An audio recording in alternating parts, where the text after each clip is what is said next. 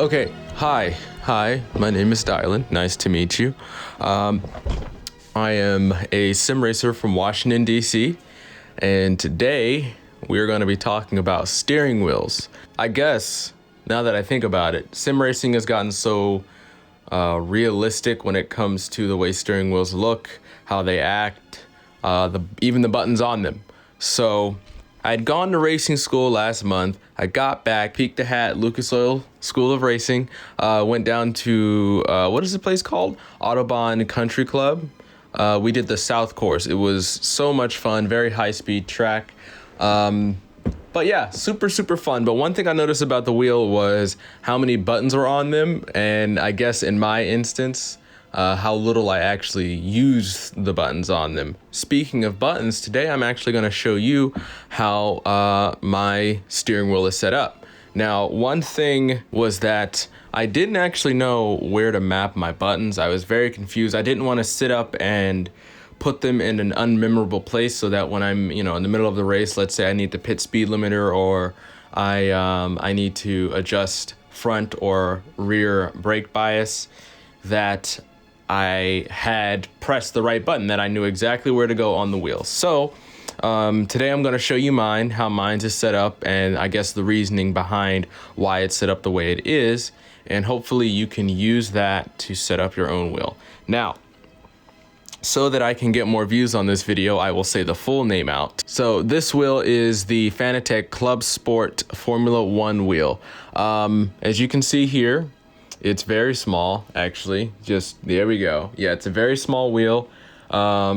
It's only really meant to be going 90 degrees which way. Sometimes whenever I race ovals, it's very hard to turn this. But you can see the multiple buttons here, and there is a reasoning behind each and every single one of them, except for maybe, I believe,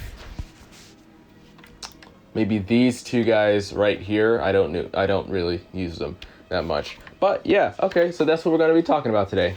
Wheels.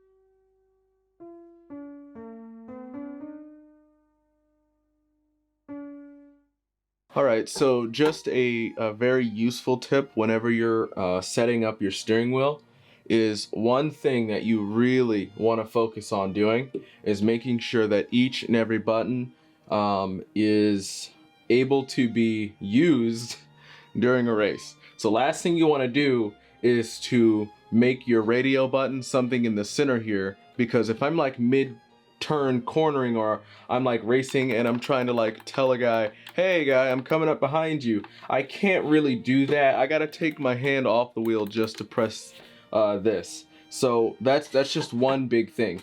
When I was first setting this up and trying to figure out where I wanted things to go, I made the mistake of doing that. And so when I was racing ovals, I believe it was one of these buttons on this side. Yeah, I made this visor button. And so like mid turn, I'm trying to like reach over this. Keep in mind this this wheel, I believe, has about 7 Newton meters of torque. So all the while I'm trying to juggle, I am also trying to reach my finger to this guy right here, which is very freaking hard. Don't do that. You'll end up just wiping out if you do that. So that is number one, tip numero uno. Obviously, making sure that all the colors are very memorable. Hence why I think almost every single button on this wheel, besides the look left and look right, are a different color. That makes it a lot easier to figure out and sort of like in your peripheral vision, because 9 times out of 10 the wheel is maybe about, if I can use the screen as reference, the wheel maybe starts about where the start of my hands are right here. And so you want to be able to just look mid-race and sort of be like, oh, orange button is visor, yellow button is radio, oh, hit speed limiter, so that's another thing. That is just my main wheel configuration.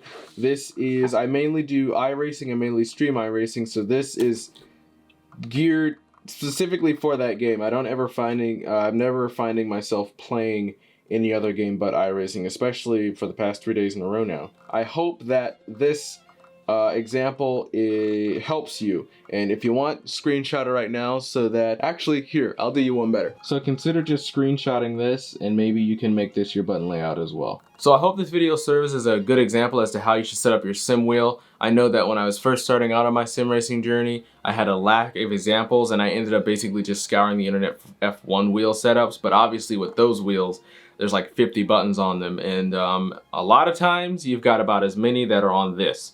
So that being said, one thing that I would love to see is you guys' wheels, because you know, maybe I can learn a little bit about it, and maybe I can actually see what wheels I may want to end up getting in the future. So that being said, I do have a Twitter or an Instagram. I'll put the links in the description below with my account handles. So, you know, if you want to post your wheel and you want me to check it out, please tag me in that post because I would love to see it. But I hope that this video helped you out. Oh, it looks like my family's home. Perfect timing. Okay, I'm gonna go now. It looks like they need help getting stuff out of the car. So I'm gonna go. And also, you know, if you do like this video, one thing that I would love to do is maybe I can do a few interviews with other folks, with other hopefully popular sim racers, so we can sort of dissect their wheel and sort of their reasoning behind why they have the setup that they do have. And I think that that would help you guys out a lot. So if you do want to see that, consider leaving a like and also subscribing, because if I do end up doing it despite the likes, at least you guys get to see that. Anyways, you have yourself a wonderful day. I am going to edit this video and eat something because I have not had anything but breakfast all day, and my family is home and they don't have food. Okay, goodbye.